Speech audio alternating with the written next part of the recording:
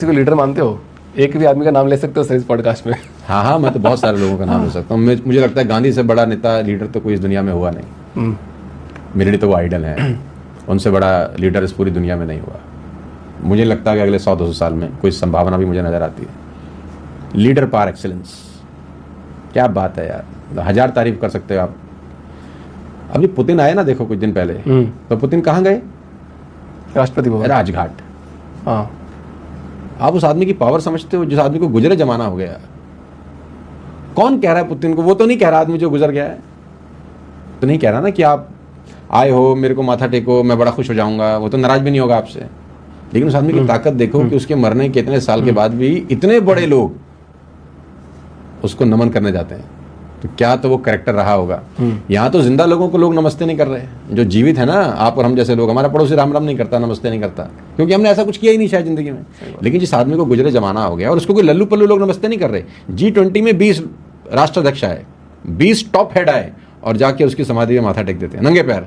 ये उस आदमी की ताकत है। जिस आदमी को गुजरे जमाना हो गया, तो उससे बड़ा नेता नहीं हुआ यार, उससे बड़ा नेता हो नहीं सकता। वो अकेला 100 सेनाओं पे भारी था। सर क्या खासियत, गुस्से को पालना सीखा उन्होंने इस वजह से, मतलब गुस्सा नहीं करते थे इस वजह से? बहुत बड़ी खासियत थी उनकी। सबसे बड़ी खासियत ये थी कि उन्होंने अपने आप को लोगों से रिलेट करना सिखाया लोगों को। कैसे?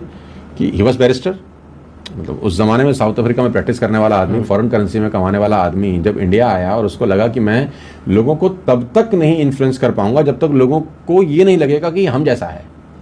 हम जैसा कैसे लगेगा? अरे मैं तो पहन रहा हूँ सूट, मैं पहन रहा हूँ जूता, मेरे लोगों के पास तो कपड़े नहीं है। उसने तुरंत क्या काम किया?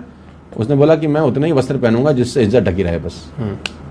मेरे देश का आम आदमी भी इतना पहन रहा है तो मैं, तो लोगों को क्या पहला मैसेज गया? हमारे जैसा ही है यार। लोग कनेक्ट किए गांधी के साथ। आज की डेट में जो पॉलिटिशियन रहते हैं ना, वो जनता उनसे कनेक्ट ही नहीं करती। उनको लगता है कि नहीं यार, ये हमारी तरह नहीं है, इनके पे बहुत पैसे हैं यार, इन पे बड़ी पावर है यार, हमारे बच्चे वैसे नहीं बन पाएंगे कभी।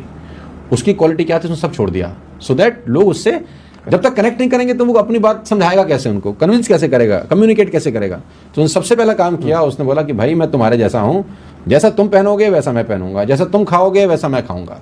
तो लोग उसको क्या दिक्कत थी? बैरिस्टर आदमी था उस जमाने में।